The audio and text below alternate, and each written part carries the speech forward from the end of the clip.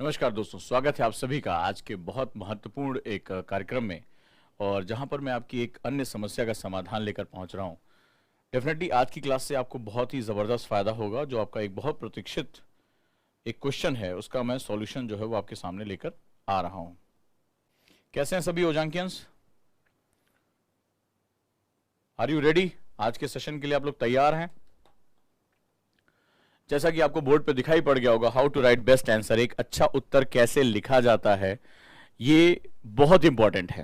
Right, बहुत समय से ये प्रश्न आपका हमारे पास पहुंच रहा था और मैं सबसे पहले बात करूंगा कि आखिर आंसर राइटिंग की इतनी इंपॉर्टेंस क्यों है, क्यों ये डिसाइडिंग फैक्टर तय करता है, क्यों ये तय करता है कि जो हिंदी माध्यम का रिजल्ट है उसके गिरने के पीछे ये एक बहुत बड़ा फैक्टर भी डेवलप होता चला जा रहा है। ये भी आज मैं आपको इसका जवाब दूंगा।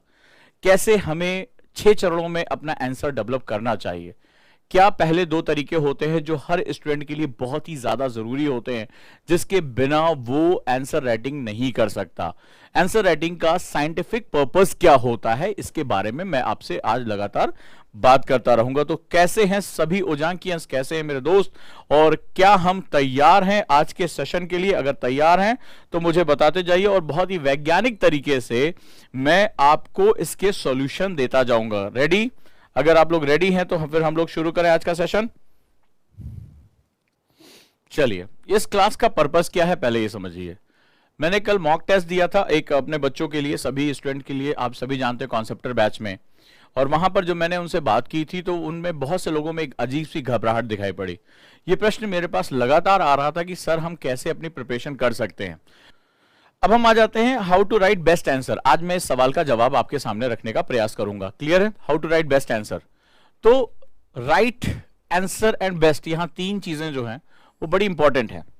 तो अगर हम शुरुआत करना चाहें तो अब हम शुरू करते हैं। एक एक तरीके से मैं आपको बताता जाता हूं और आप उनको जो है वो अपने साथ एक पेन और पेपर रखिए। पेन और पेपर रखने से आपको बड़ा फायदा होगा। जो मैं चीजें आपको बता रहा हूं बड़े ध्यान से लिखिए। बाकी आपके जितने भी प्रश्न हैं वो धीरे धीरे आप अपने एक पेपर पे लिख लीजिए, आप मुझसे बाद में पूछिएगा।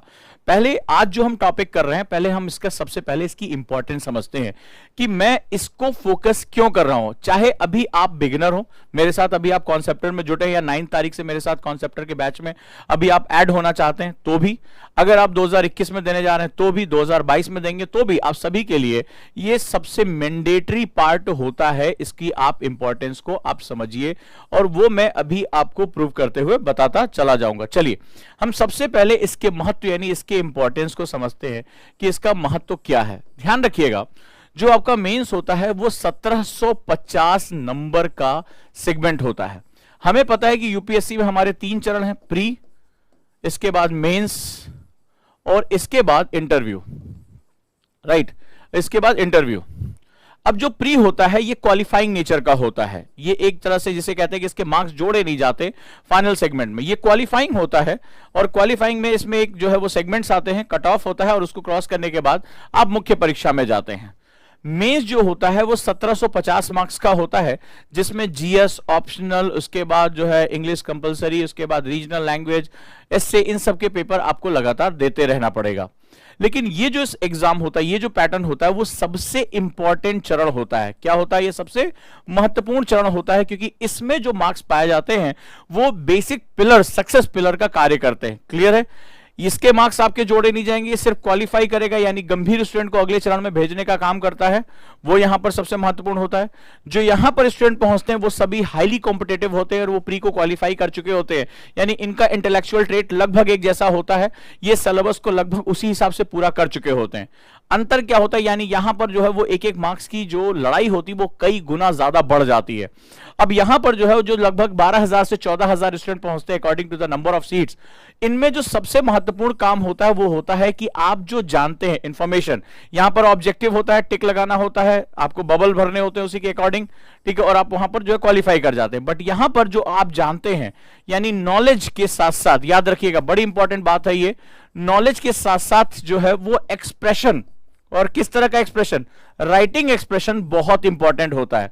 यानी आप जानते हैं और आप अभिव्यक्त कर सकते हैं, लिखित अभिव्यक्ति कर सकते हैं, इन दोनों के बीच का अंतर होता है। मैं जानता हूं कि चीन में क्या चल रहा है, मैं जानता हूं क्वाड क्या है, मैं जानता हूं बायोटेक्नोलॉजी में क्या चल रहा है, I know it very well, but this is a written exam. कैसा एग्जाम है ये मेंस जो है वो कंप्लीटली रिटन एग्जाम है, और ये सबसे बड़ा, सारे खेल में ये सबसे बड़ा सेगमेंट अपने साथ लेकर चल रहा है।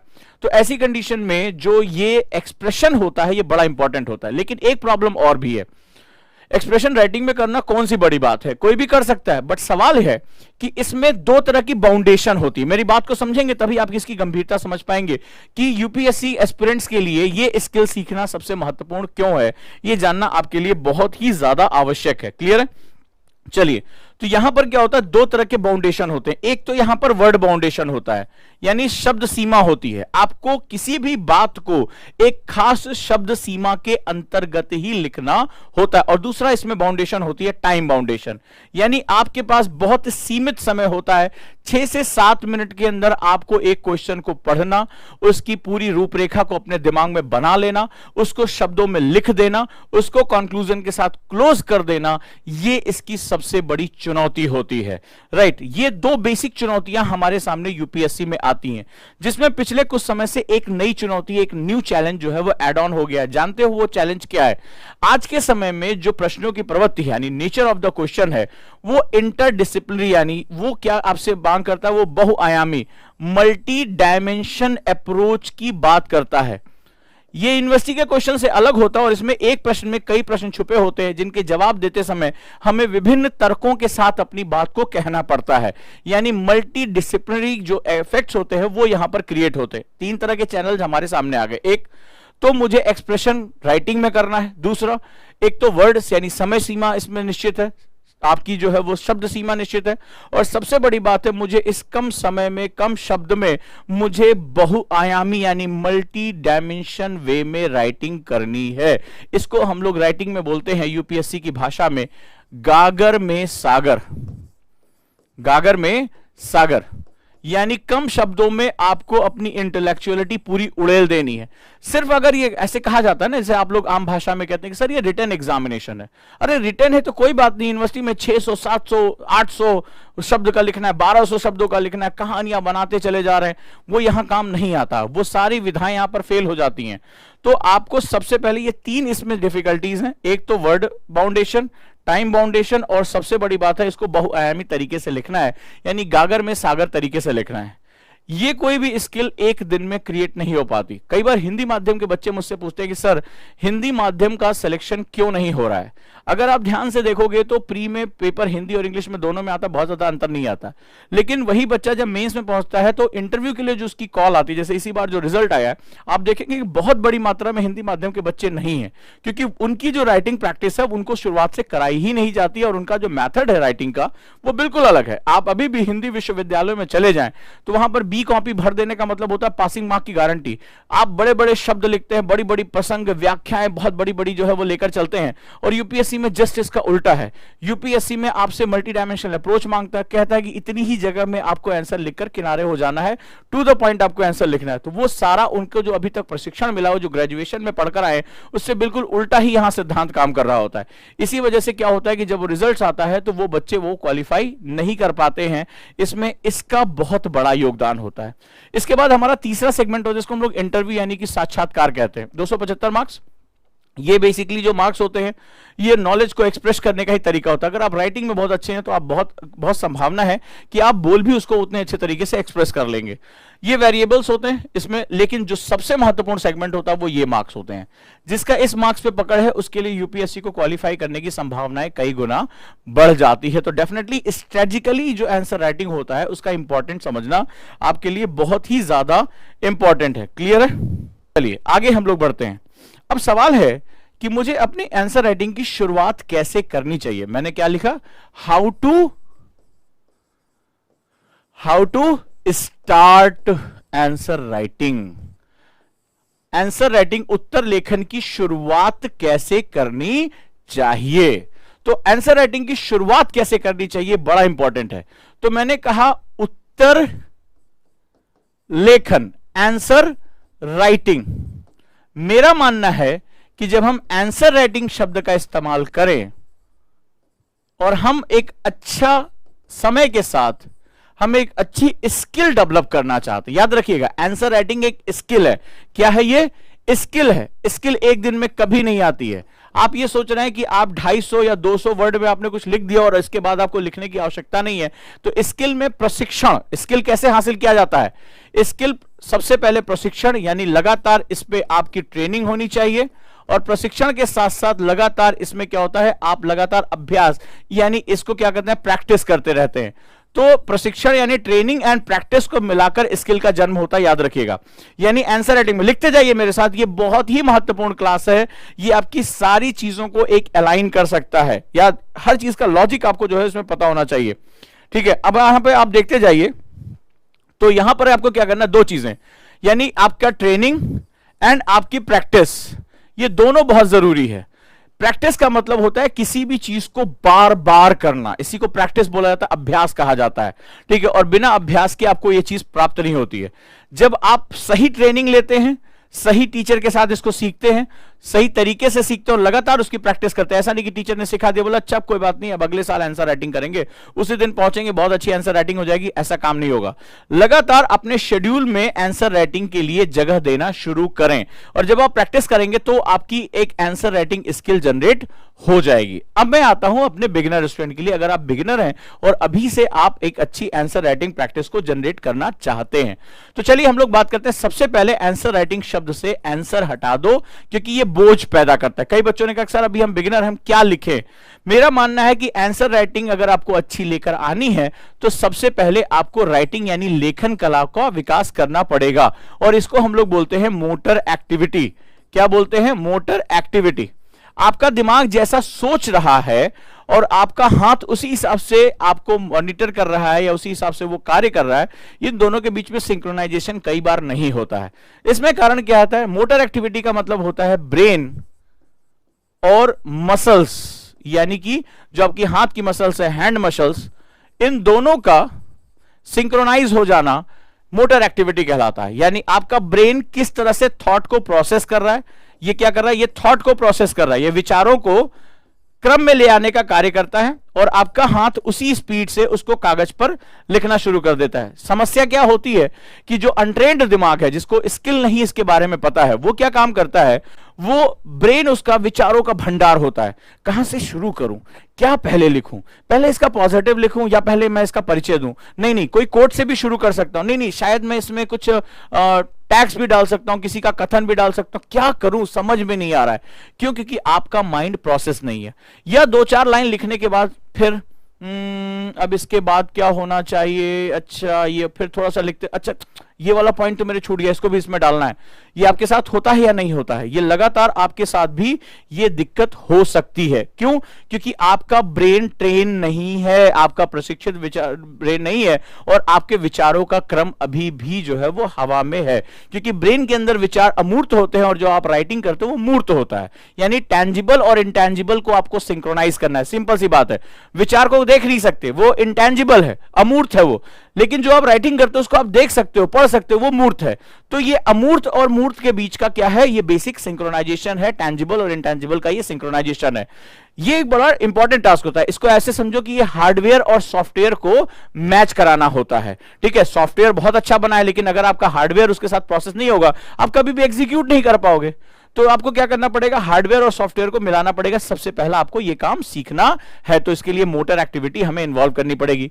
क्या काम करना पड़ेगा, लिखिए होमवर्क नंबर 1, टास्क नंबर 1, आपको सबसे पहले राइटिंग की आदत डालनी पड़ेगी, बिना यह सोचे कि मेरी राइटिंग का स्तर क्या है, अच्छा है, बुरा है, बेहतरीन है, वर्स्ट है। It doesn't matter for you. You have a capacity, आपको एक रेगुलरिटी, आपको प्रैक्टिस लेना पड़ेगा।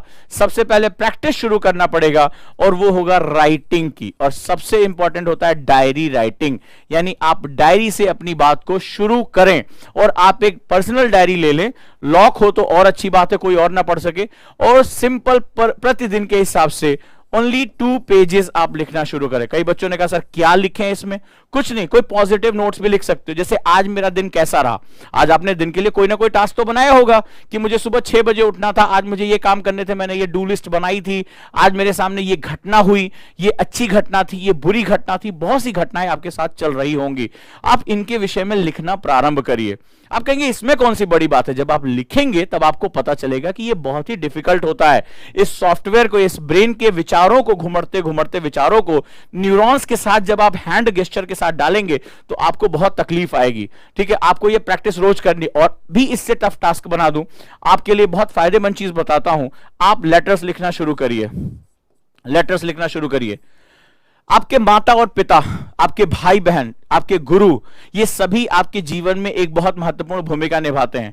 कितनी बार ऐसा हुआ कि आप अपने पिता को आपने जाकर एक ऐसे भावपूर्ण शब्द कहें, एक ऐसी बात करिए। आजकल हम एसएमएस करते हैं, मैसेज कर देते हैं, व्हाट्सएप इमोजीज भेज देते हैं, किसी और का मैसेज जो फॉरवर्ड कर देते हैं फादर्स डे पे, मदर्स डे पे। नहीं, एक ओरिजिनल आप पेपर उठाइए, अपने पिता को याद करिए, अपने माता को याद करिए, उनकी तस्वीर को अपने सामने रखिए और उनके विषय में लिखिए कि पापा आपने मेरे जीवन में क्या परिवर्तन किया है, या मां आपकी वजह से मेरे जीवन में कितना महत्वपूर्ण योगदान है। हिंदी में, इंग्लिश में आप लिखिए और वो लेटर अपने माता या पिता को दीजिए। आप देखेंगे कि उनकी आंखों में आंसू आ जाएंगे। ये प्रैक्टिस आज मिसिंग हो चुकी है। अपने भाई या बहन को दीजिए और उनसे बताइए कि मैं आपको कितना प्यार करता हूं या आपका मेरे जीवन में कितना इंपॉर्टेंस है। आप ये लेटर 2 पेज लिखिए। आप देखेंगे कि जिनको हम बचपन से जानते हैं, जिनको हमने हमेशा अपने सामने देखा है, उनके बारे में 2 पेज लिखना आज कितना डिफिकल्ट हो चुका है इस डिजिटल एरिना में, इस डिजिटल युग में। ठीक है, भावनाओं को, उमड़ती हुई भावनाओं को सही रूप से शब्दों में रखना कितना चुनौतीपूर्ण होता है। आप मुझे अगले 24 घंटे के अंदर मुझे ये अपना अनुभव मुझसे शेयर कर सकते हैं। आज अपने माता या पिता के लिए आप एक पत्र लिखिए। यकीन मानिए उनका, आपकी भावनाएं जो उन तक पहुंचेगी, आपके बीच में, उनके बीच में बॉन्ड बहुत मजबूत होगा। वो हमेशा धरोहर के रूप में इसको संभाल के अपने पास रखेंगे। लेकिन आपको यह पता चलेगा कि अपनी फीलिंग्स को एक्सप्रेस करना कितना मुश्किल काम होता है। ये एक बहुत ही इंपॉर्टेंट जो है वो सेगमेंट है। तो स्टेप 1 मैंने आपको बताया, राइटिंग यानी लेखन करना। 2 पेज डायरी के, लेटर्स में दिन आपका कैसा रहा, और हमेशा ये पॉजिटिव नोट पे खत्म होना चाहिए, एक सही विश्वास के साथ खत्म होना चाहिए कि हाँ आज मुझे बहुत अच्छा करना है या आज मैंने बहुत अच्छा किया। क्लियर है? तो आप कहेंगे सर इससे फायदा क्या होगा? इससे जो सबसे बड़ा फायदा होगा, जब हम आंसर शब्द को अपने साथ जोड़ लेते हैं तो हमारे अंदर एक डर पैदा हो जाता है। कौन सी चीज आपको लिखने से रोक रही है? वो है आपका डर। जितने बच्चों से मैं मिला हूं, क्योंकि मैं जो बातें कहता हूं वो बहुत प्रैक्टिकल अप्रोच के साथ बात करता हूं, उनके मनोभाव को पढ़ने के बाद, उनका साक्षात्कार करने के बाद मैं आपसे कहता हूं, सबसे बड़ी फीलिंग होती है डर की, हेजिटेशन, हिचक होती है। यार क्या लिखे, अभी तो हमने कुछ पढ़ा ही नहीं है, अभी एनसीईआरटी खत्म नहीं हुई। यही होता है ना आपके साथ, अभी मेरा कोर्स खत्म होगा तब लिखेंगे ना भाई, अभी मेरे को इतनी नॉलेज कहां है। फिर यार अच्छा नहीं लिखा तो कैसे फ्रस्ट्रेशन हो जाएगी यार, कैसे पता चलेगा हम अच्छा लिख रहे हैं। ये सारे सवाल आपके दिमाग में आते हैं कि नहीं आते हैं? मुझे बताइए, ये सारे प्रश्न आपके दिमाग में आते हैं या नहीं आते? अभी तो मैंने कोर्स शुरू किया, अभी तो मैं बिगिनर हूं, अभी देखो मेरे सामने आ गया, अभी तो मैं बिगिनर हूं, मुझे अभी लिखने की क्या जरूरत, मैं क्या लिखूं सर अपने पास? ये सारे प्रश्न आपको आ रहे हैं। ये एक्चुअली प्रश्न नहीं है, ये बहाने हैं। ये प्रश्न नहीं है, ये बहाने हैं जो आपसे आपका टाइम पास करा रहे हैं। क्योंकि स्किल्स में बहुत इंपॉर्टेंट होता है कि स्टार्ट राइट नाउ।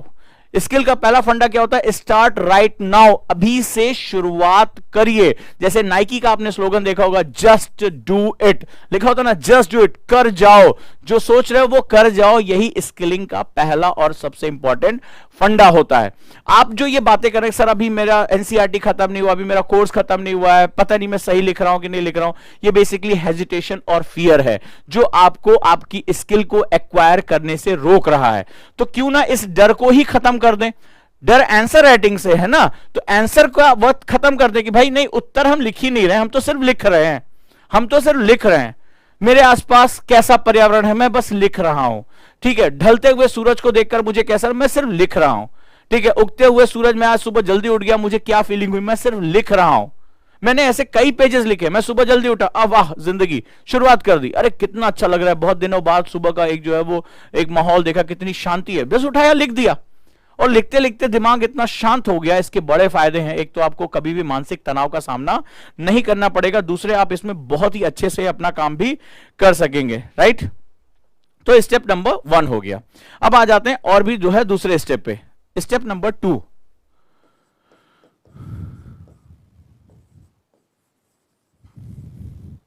यूपीएससी की आज की जो रिक्वायरमेंट है वो fast, accurate and multi discipline है। ये तीन चीजें याद रखिएगा। यूपीएससी की आंसर राइटिंग में तीन चीजें बहुत इंपॉर्टेंट कह रही है। एक तो फास्ट, बहुत तेजी से सोचना और एग्जीक्यूट करना, बहुत तीव्र। दूसरा कहता है एक्यूरेट, बहुत ही टू द पॉइंट आपको लिखना है, ठीक है, बहुत ही सघन रूप से आपको टू द पॉइंट बात करनी है, बुल्स आई हिट करना है आपको। इधर उधर आपने घुमाया कि झांसी की रानी की खून से सनी तलवारें हवा में लहराने लगी, बस हो गया काम खत्म, पैसा आ जाओ। कहता है टू द पॉइंट शुरू करो, जहां पे बात स्ट्राइक करनी वहीं पे स्ट्राइक करो। और तीसरा जो सबसे बड़ा चैलेंज आएगा वो कहता है कि मल्टी डायमेंशनल अप्रोच के साथ लिखो, यानी बहुआयामी तरीके से उत्तर लिखना पड़ेगा। इन तीन चीजों को आज पेपर पे लिख के अपनी दीवार के सामने चिपका देना जहां पर भी आप पढ़ाई करते हो, ठीक है। तो ये तीन चीजें बहुत ही इंपॉर्टेंट होती हैं। पहला कहता है कि आप बहुत फास्ट लिखेंगे, बहुत तेजी से आपको सोचना और लिखना, तेजी यानी कि पहले मुंह में कलम डाल के अच्छा ना, ये काम ही नहीं होना है। इधर आपका दिमाग क्वेश्चन को पढ़ रहा हो, वहीं दिमाग का एक हिस्सा आंसर को एग्जीक्यूट कर रहा हो। इधर आप सोचते जा रहे हो, इधर आपको लिखते हुए चले जाना है, लेकिन एक्यूरेटली लिखना है। ये नहीं कि थोड़े समय बाद 4 लाइन लिखने का ओहो ये तो लिखना ही नहीं था मेरे पास, ये तो यार मैं गलत लिख गया, ये इंट्रोडक्शन ही गलत हो गया। नहीं, एक्यूरेसी के साथ, यानी आपका दिमाग को पता होना चाहिए पहला थॉट क्या उठना चाहिए। और तीसरा मल्टी डायमेंशनल, यानी जैसे जैसे आपकी लाइन एग्जीक्यूट हो, चाहे आप मल्टीपल पॉइंट्स में जाएं या मल्टीपल जो है वो आप फ्लो चार्ट्स बनाएं, जो भी आपको करना है, यानी उसी सब्जेक्ट के बहुआयामी चरित्र को आपको लिखना है। ये तीन चीजें लोग मिस कर देते हैं। लोगों को लगता है आंसर राइटिंग का मतलब होता है प्रसंग, व्याख्या और उपसंहार, यानी इंट्रोडक्शन लिख लिया आपने, उसको एक्सप्लेनेशन कर दिया और कंक्लूड कर दिया, इसको आंसर कहते हैं। सबसे बड़ी दिक्कत ये होती है कि जब यूपीएससी अपनी कॉपियां चेक करता है तो उसके पास कोई एब्सोल्यूट आंसर नहीं होता है। वो जब अपनी कॉपियां जब प्रोफेसर चेक करते हैं तो वो की पॉइंट्स को जज करते हैं कि इस आंसर में इतने की पॉइंट्स होने चाहिए थे, और अगर आप इतने की पॉइंट्स दे देते हो तो आपको उसी हिसाब से मार्क्स दिए जाते हैं। इट इज नॉट अबाउट कि हर क्वेश्चन में आपको प्रसंग, व्याख्या और उपसंहार लिखना है। बहुत से ऐसे प्रश्न होते हैं जिसमें आपको उपसंहार लिखने की आवश्यकता नहीं होती है। तो ऐसी कंडीशन में सिर्फ जो है वो इसी मैथोलॉजी, जैसा कि हमें सिखाया जाता है कि इस तरह से आप लिखिए, इस तरह से लिखिए।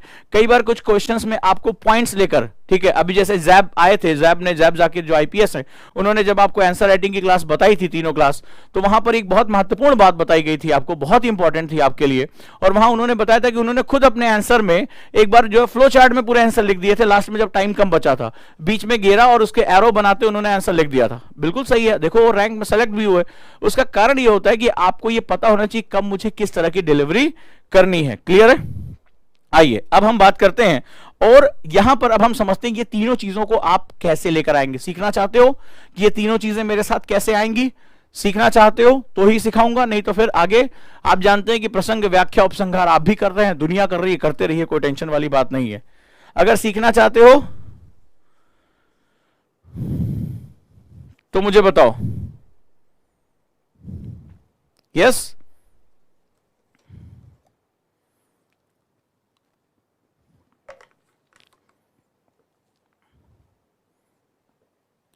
क्यों मैंने कहा कि सीखना चाहते हो? कारण है, इस प्रश्न का भी कारण। कौन कहेगा भाई सेमिनार में आए तो सीखेंगे? नहीं, इसके लिए आपको अपनी पुरानी आदतों को डिमोलिश करना होगा, यानी उन्हें हटाना होगा, और आपको मेरे साथ नई आदतों को डेवलप करना होगा।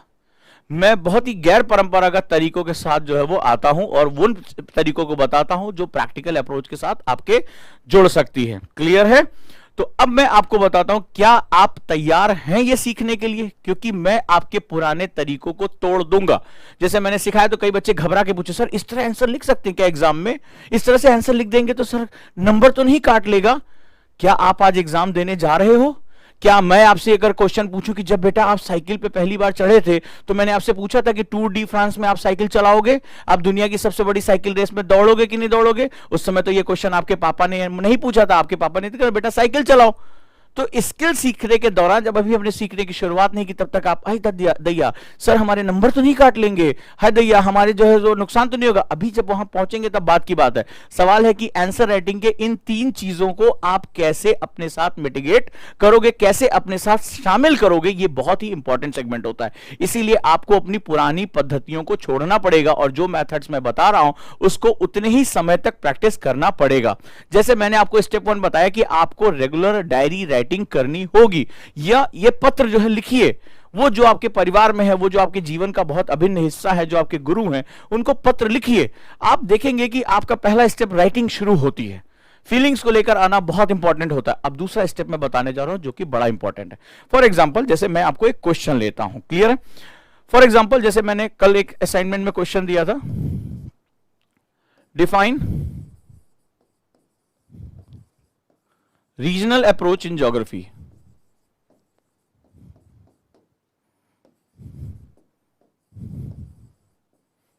क्वेश्चन था ना कल असाइनमेंट में, यानी कि भूगोल में क्षेत्रीय उपागम की व्याख्या करें। भूगोल में क्षेत्रीय उपागम की व्याख्या करें। तो कई बच्चों ने कहा कि सर हम इसको नहीं कर पाए। सीधे सीधे नोट से क्वेश्चन थे, सीधे सीधे आपको लिखना था, लेकिन कई बच्चों ने कहा कि सर हम इसको लिखने बैठे तो हम ये नहीं समझ पाए कि हम कैसे इसको स्ट्रक्चर करें। तो कई लोगों ने, मेरे पास कम से कम 4 से 5 लोगों ने मुझे, कई ने कहा था सर हमने डर के मारे अप्रोच ही नहीं कर पाए, छोड़िए रीजनल क्या और फलाना क्या, हम अप्रोच ही नहीं कर पाए। आपने मुझसे भेजा था, ठीक है।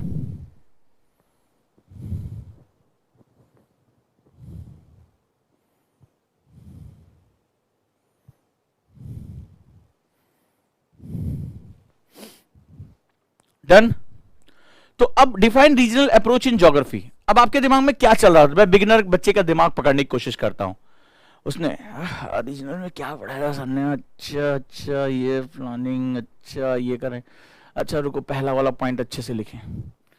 फिर आपने लिखना शुरू किया, इसके बाद क्या करें, ये अगला पॉइंट कहाँ ले जाके रखें, इसमें हम कैसे रखें। आपका दिमाग क्या उलझ रहा है और आप धीरे धीरे इसमें लोडिंग आप बढ़ती चली जा रही है और नतीजा हो रहा है कि आप इसको एग्जीक्यूट नहीं कर पाए।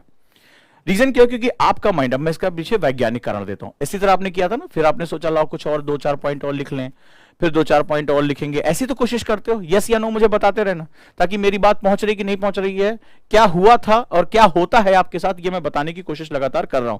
ऐसे हुआ था, अच्छा रीजनल में सर ने और क्या क्या पढ़ाया था, नोट्स में क्या था, ऐसे कर रहे थे ना।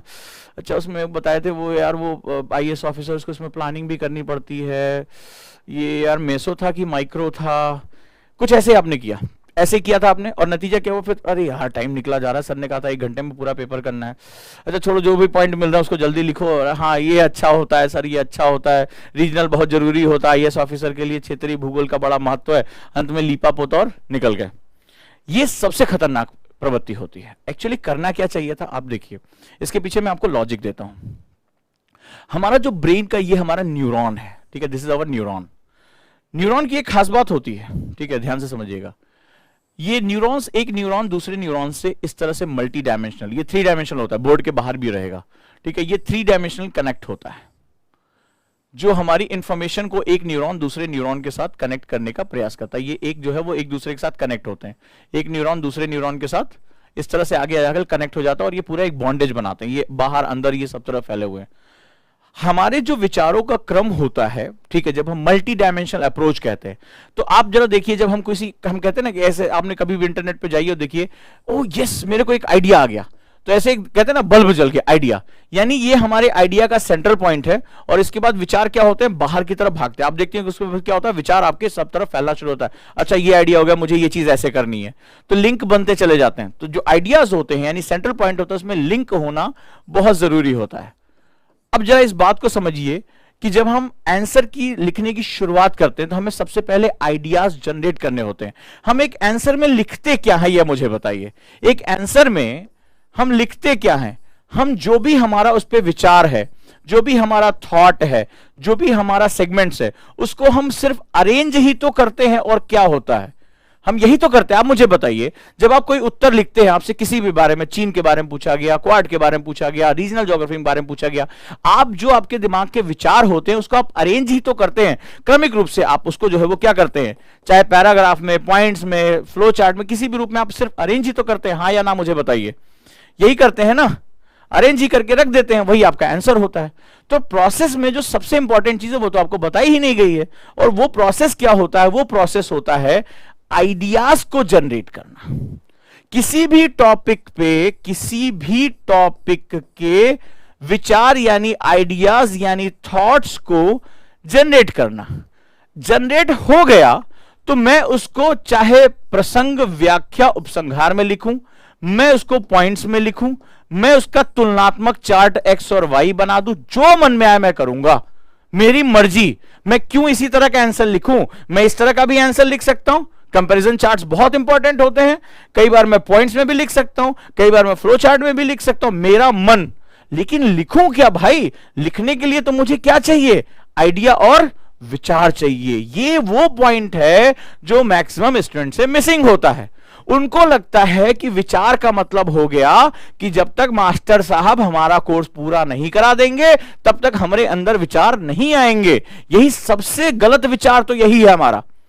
और विचारों को जनरेट कर, मास्टर साहब आए, मास्टर साहब पैराग्राफ लिखा के पढ़ा के चले गए, और यहां विचार छोड़ो, यहां आचार व्यवहार नहीं उत्पन्न हुआ। विचार तो बहुत बात की बात होता है। तो सबसे पहले जो आइडियाज होते हैं, जो फ्लो होता है, उसको जनरेट करने की कला सीखना हमारे लिए बहुत जरूरी है। आप एग्री करते हैं या नहीं करते हैं, आप मुझे बताएं कि प्रॉब्लम क्या होती है आंसर राइटिंग में। अगर मेरे पास थॉट्स हैं, मैं उसको कैसे भी लिखूं मेरे भाई। लोग मुझसे पूछते हैं, सर प्रसंग कितना बड़ा होना चाहिए, सर व्याख्या कैसे लिखी जाए, सर उपसंहार कितना ताकतवर होना चाहिए। मैंने कहा ब्रूस ली जैसा होना चाहिए, और बताओ। ठीक है, तो मुझे क्यों लिखना है, मेरे हर आंसर की रिक्वायरमेंट अलग होती है। ये वही पुरातन पोथी है जिसको बचपन से हमें पढ़ाया गया है, और लेके बोझ हम आ जाते हैं यूपीएससी की तैयारी करने। पता चलता बाद में कहते हैं ए हिंदी माध्यम वालों के साथ बहुत ही विश्वासघात होता है। वो कोई विश्वासघात नहीं हो रहा है, यू आर नॉट प्रिपेयर। आप अनट्रेन्ड हो, आप यूपीएससी की रिक्वायरमेंट नहीं समझ पा रहे हो। ठीक है, तो हमें जरूरत क्या है कि हम हमेशा इसी तरीके से अपना आंसर लिखें, हम किसी भी तरीके लिखें, लेकिन लिखने के लिए मेरे पास थॉट होने चाहिए। क्लियर है, मेरे पास थॉट जनरेट होने चाहिए। और थॉट यूपीएससी में कैसा मांग रहा है, मल्टी डायमेंशनल मांग रहा है, यानी बहुआयामी मांग रहा है। राइट और रॉन्ग मुझे बताएं। अब देखो, ये खान साहब ने लिखा है कंक्लूजन पॉजिटिव नहीं बन पाता, सीधे वहीं पहुंच गए, सीधे कंक्लूजन पर आकर टिके, बीच में रुके ही नहीं है। ठीक है, आदत पड़ी हुई है ना, मेरे से पहले कई टीचरों ने तुम्हें पढ़ा रखा है, इतना पढ़ा दिया कि उसको बिगाड़ते बिगाड़ते मेरी कमर की हड्डी टूट जाएगी। मैं तुम्हें पढ़ा कहां पा रहा हूं, मैं तो पुराने वाले का मिटाने में लगा पड़ा हूं।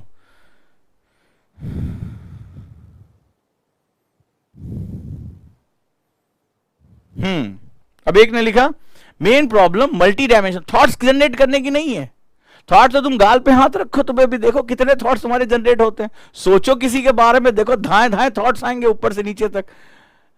थॉट्स जो होते हैं, अब जो आपने क्वेश्चन लिखा, वो आपने जो बात कही, वो जो विचार यानी थॉट्स हैं, पहला नियम मैंने क्या बताया, ये एक तो फास्ट होने चाहिए, दूसरा अरेंज होने चाहिए। अब एक वर्ड और जोड़ लो, अरेंज होने चाहिए, क्रमिक होने चाहिए। अब ये थोड़े ना अकबर के बारे में लिख रहे, पहले युद्ध लिख दिया, फिर बाद में अरे यार पैदा कराना तो भूल गया अकबर को, फिर गए और उसके पैदा होने की कहानी शुरू की, अच्छा यहां पैदा भी हुआ था। ठीक है, तो अरेंजमेंट बहुत इंपॉर्टेंट होता। और फिर तीसरा मैंने बताया कि मल्टी डायमेंशनल यानी कि बहुआयामी होना चाहिए। Done, clear. तो ये चीजें बहुत इंपॉर्टेंट होती हैं। आगे चलकर एस्से, आंसर राइटिंग और एस्से में कोई बहुत बड़ा फर्क नहीं होता, सिर्फ शब्दों का अंतर होता है, लेकिन ये जो प्रवाह फ्लो जो होगा, ये कल को सब कुछ तय करेगा। आपके 250 मार्क्स इस पे तय होने वाले हैं, आप याद रखिएगा। अब मुझे सबसे पहला मेरा जो चैलेंज आ गया, यानी अब मैं आ गया टास्क 3 पे, 2+3 एक साथ। यानी मुझे आंसर राइटिंग से पहले राइटिंग करनी है, और राइटिंग के साथ साथ अब मुझे एक थॉट जनरेशन प्रोसेस को इन्वॉल्व करना है। यानी मैं आपको अब कह रहा हूं कि अगले 2 से 3 महीने, अगर आपके पास अभी समय है, अभी तुरंत एग्जाम देने नहीं जा रहे हैं, तो आज के बाद कोई आंसर आप नहीं लिखेंगे। आंसर राइटिंग की क्लास में उजांग सर डांट रहे कि आंसर नहीं लिखेंगे। हाँ भैया, आंसर नहीं लिखेंगे, खत्म हो गई बात।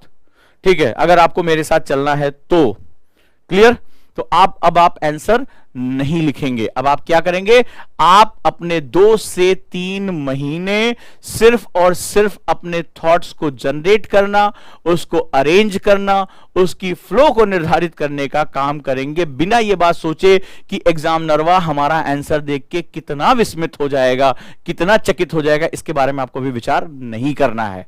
क्लियर? अगर मेरी बात समझ में आ गई कि उसको आप जैसे चाहे वैसे खेल सकते हैं। थॉट नहीं होंगे तो उसके साथ खेल नहीं पाएंगे। थॉट्स होंगे आपके पास आंसर के आइडियाज होंगे, उसको आप कैसे चाहे वैसे खेल ले जाओगे, स्मार्टली खेल ले जाओगे।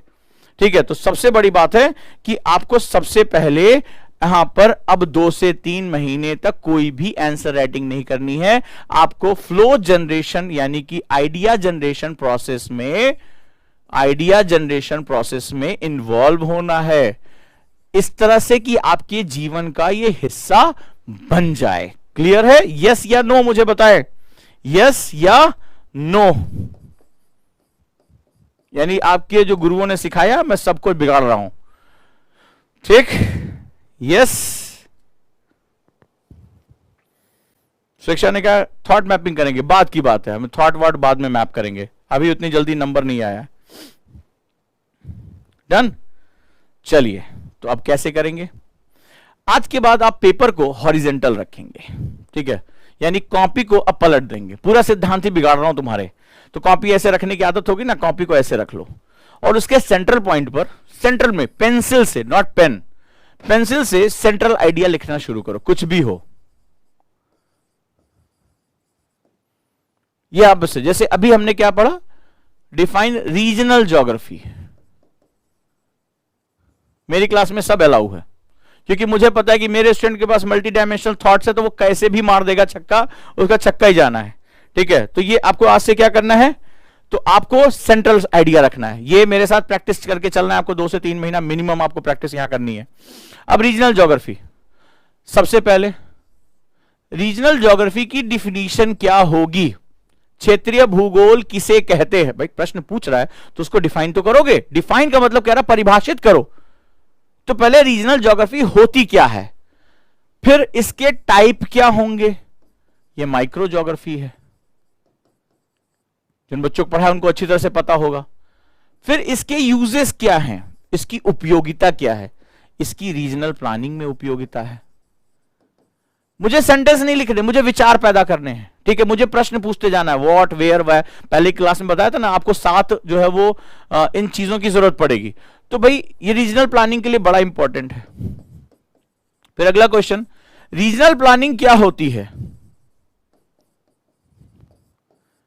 ठीक है, वर्ड जैसे हम इसको माइक्रो में पीसीआई पर कैपिटा इनकम पे ले सकते हैं, हम इसको डेमोग्राफी जनांकिकी पे ले सकते हैं, कोई भी एक फैक्टर भी हम ले सकते हैं। वहां पे कितनी आबादी है, किस तरह का वहां पर आयु वर्ग है, किसी के साथ भी जा सकते हैं। इसकी इंपॉर्टेंस क्या है, इसका महत्व क्या है, सबसे बड़ी बात है। प्लानिंग में इसका बड़ा इंपॉर्टेंस है, आप इसका नियोजन कर सकते हैं। ठीक है, नियोजन में बहुत इंपॉर्टेंट है। अर्बनाइजेशन के लिए बहुत इंपॉर्टेंट है, अर्बन एरिया को नियोजित करने में यह बहुत ही महत्वपूर्ण भूमिका निभा सकता है। तो हमने क्या किया कि आज की डेट में जो हमारे टास्क है ये अप्लाइड ज्योग्राफी का पार्ट है। This is a part of applied geography.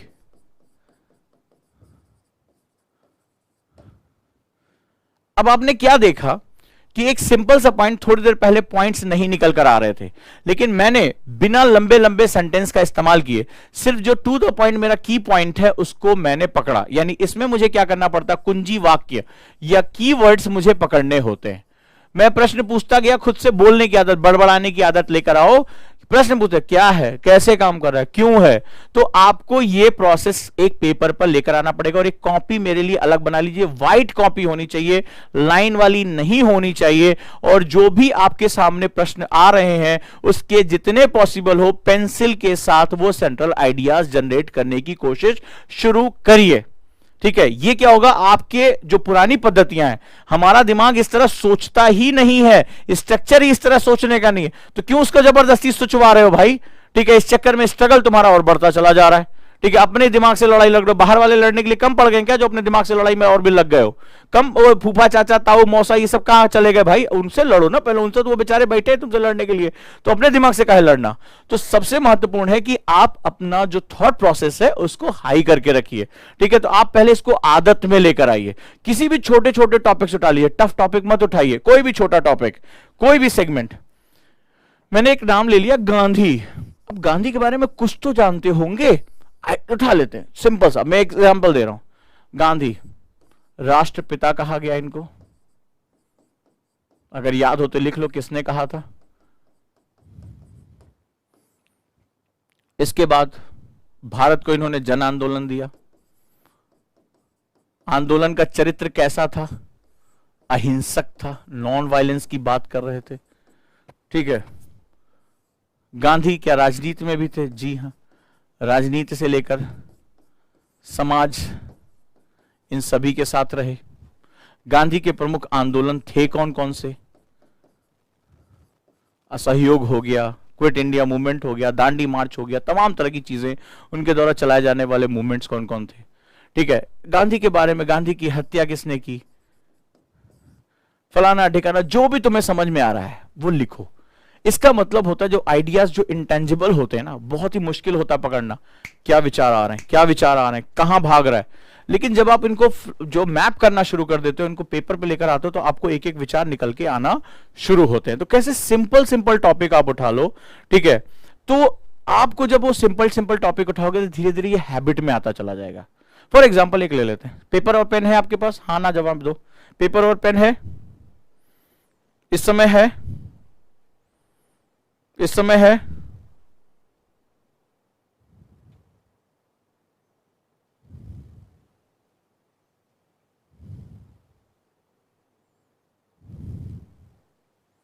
Yes.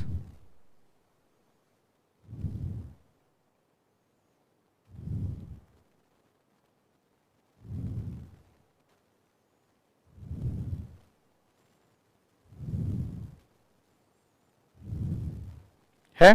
अब मैं तुम्हें एक टास्क बताता हूं, बहुत इजी टास्क। देखो मैं कौन हूं, मैं कहां से हूं, जैसे एक सज्जन क्वेश्चन पूछे जा रहे हैं, उसका कोई फायदा नहीं है। मैं अभी बहुत कॉन्सेंट्रेट हूं अपने का, मैं बहुत ही एक पर्सन हूं जो मैं एक एक थॉट पे बहुत कॉन्सेंट्रेट रहता हूं। मेरी बात अच्छी लग रही है, समझ में आ रही, प्रैक्टिकल अगर तुम्हें इस क्लास में समझ में आ रहा है, तुम्हें पता है ना जितने भी ओजांकियंस हैं वो जानते हैं कि मैं जो भी बात कहता हूं बहुत प्रैक्टिकल अप्रोच क्लास में करा के निकल जाता हूं, वो बड़ी बड़ी बातें नहीं होती। तो आज मैं तुम्हें वही आंसर राइटिंग का मेथड भी सिखा के चला जाऊंगा, डोंट वरी। जैसे याद है मैंने मेडिटेशन, माइंड को शार्प करने का तरीका बता दिया था, ठीक है, नंबर सिस्टम क्लास में ऐसी तैसी कर दी, तो वैसे सिखा के चला जाऊंगा आज। बस करना है तो मेरे साथ वो करना है, ठीक है।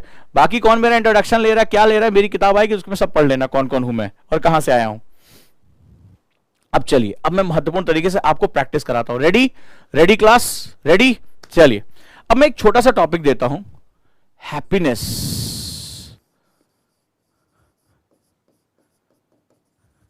खुशी। खुशी क्या है आपके लिए? What is happiness for you? चलो इस विचार पे मैं आधी क्लास पैराग्राफ लिखो, आधी क्लास अपनी परंपराओं, जो परंपरागत वाले हैं, ठीक है, परंपरा, प्रतिष्ठा और अनुशासन, हाँ, वो अपना उसी तरह लिखें। जो मेरे मेथड को अडॉप्ट कर रहे हैं वो इसका थॉट मैपिंग करें। चलो जल्दी शुरू करो, मैं 2 मिनट का टाइम दे रहा हूं, मजा आएगा क्लास में। चलो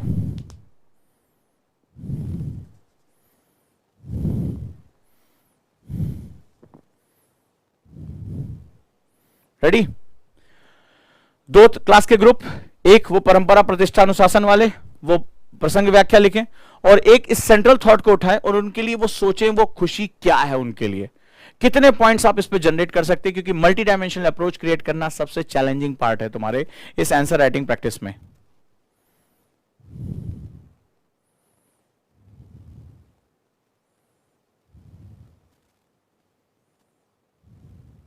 मुझे मत बताओ, पॉइंट्स लिखो, थोड़ी देर के लिए रिलैक्स रहो, मेरे साथ कमेंट चैट बॉक्स में जाने की जरूरत नहीं है, you just right it on paper.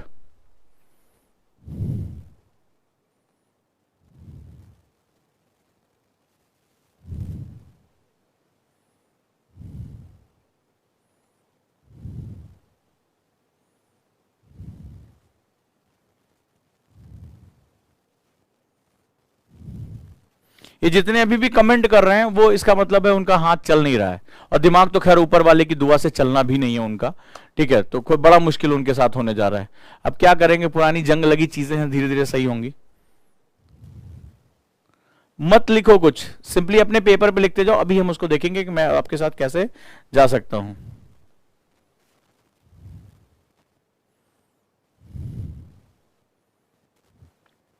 याद रखिएगा हमने क्या टास्क किया, हमें मल्टी डायमेंशनल अप्रोच क्रिएट करना है, बहुआयामी, यानी एक सब्जेक्ट के साथ जुड़े हुए ढेर सारे इंटरडिसिप्लिनरी अप्रोच हमें क्रिएट करने होंगे। डन, लिख लिया?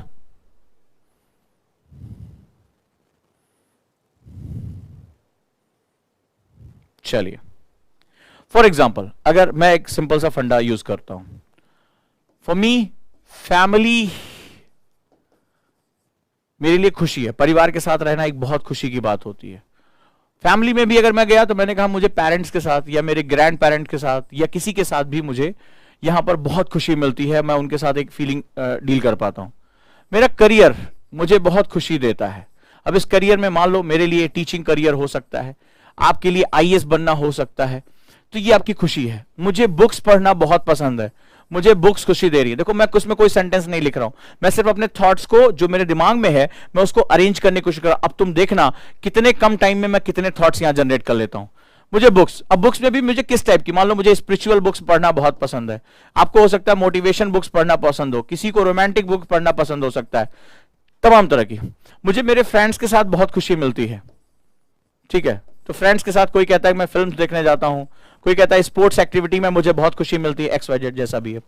मुझे जो है एक्सरसाइज करके बहुत खुशी मिलती है, तो एक्सरसाइज में योगा करना बहुत पसंद करता हूं, या कोई कहेगा मैं जिम जाना बहुत पसंद करता हूं, कोई कहेगा स्विमिंग बहुत पसंद है, एक्स वाई जेड तरीके से मुझे खुशी मिलती है, ठीक है। अगर मुझे सक्सेस बहुत खुशी देती है, तो सक्सेस की मेरी डिफिनीशन मेरे लिए सफलता क्या हो सकती है, टू हेल्प अदर, मैं जब दूसरों की हेल्प करता हूं तो मुझे बहुत खुशी मिलती है। सक्सेस मेरे लिए क्या है, मनी को अर्न करना, पैसा कमाना मेरे लिए सक्सेस है। मेरे लिए सक्सेस क्या है कि जो टास्क है वो पूरा कर देना, ये मेरे लिए सक्सेस हो सकती है। किसी को लगता है सक्सेस का मतलब अपने बच्चों को सही तरीके से लालन पालन करना, उनको संस्कार देना, ये उनके लिए एज अ पेरेंट सक्सेस हो सकती है। सबके लिए सक्सेस की डिफिनीशन बिल्कुल अलग है।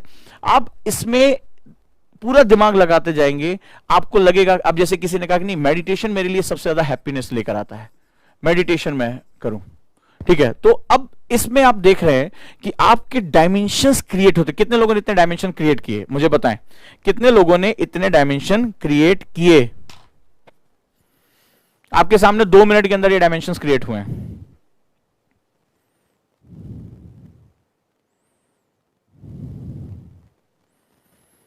राइट?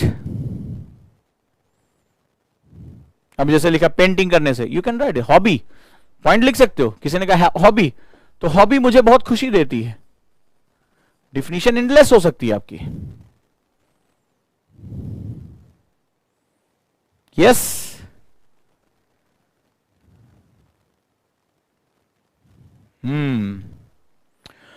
जितने कम टाइम में, आप मुझे बताइए क्या इस मेथड ने ज्यादा डायमेंशन क्रिएट करने के लिए आपको प्रेरित किया, मोटिवेट किया कि आप ज्यादा से ज्यादा डायमेंशन क्रिएट करें? यस या नो?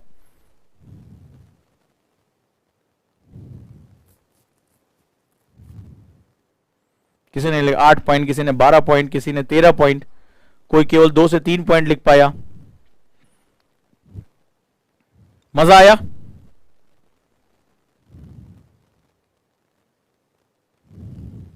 मजा आया?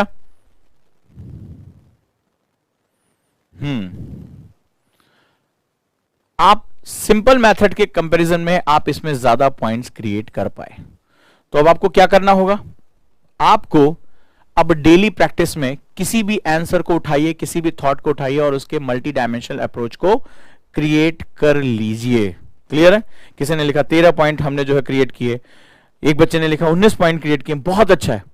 ये तभी होगा जब आप मेरे साथ जुड़े हुए हैं, आप उसके साथ जो है आउटपुट दे रहे हैं, और आप देखिए कि आपका दिमाग खुद ही इंफॉर्मेशन को प्रोसेस कर रहा है। हम कभी निल नहीं थे, हम किसी दूसरे गोला से नहीं आए हुए हैं, हम यही गोला के हैं, और हमने आज तक बचपन से कई चीजों को पढ़ा, वो हमारे दिमाग में है, बट हमें प्रोसेस करना नहीं आता कि अपने थॉट्स को प्रोसेस कैसे करें, हम उसको पेपर पे कैसे लेकर आए। हम कोई अभी अचानक से आज हम आईएएस की तैयारी करने हम उठे हैं, आज हमने जो है वो सुबह सुबह हमने शुरू किया है तो आज से ही हमारा जन्म हुआ है, ऐसा नहीं है। आप ग्रेजुएट हो या अंडर ग्रेजुएट हो, आपके पास बहुत इंफॉर्मेशन, उसको प्रोसेस करने का तरीका आपको पता होना चाहिए। क्लियर है? डन? मजा आया? तो आपको जो मैंने अभी 3 स्टेप बताए वो आपको फॉलो करना है। इसके बाद के जो स्टेप्स हैं वो आपको अगली क्लास में आपको बताऊंगा।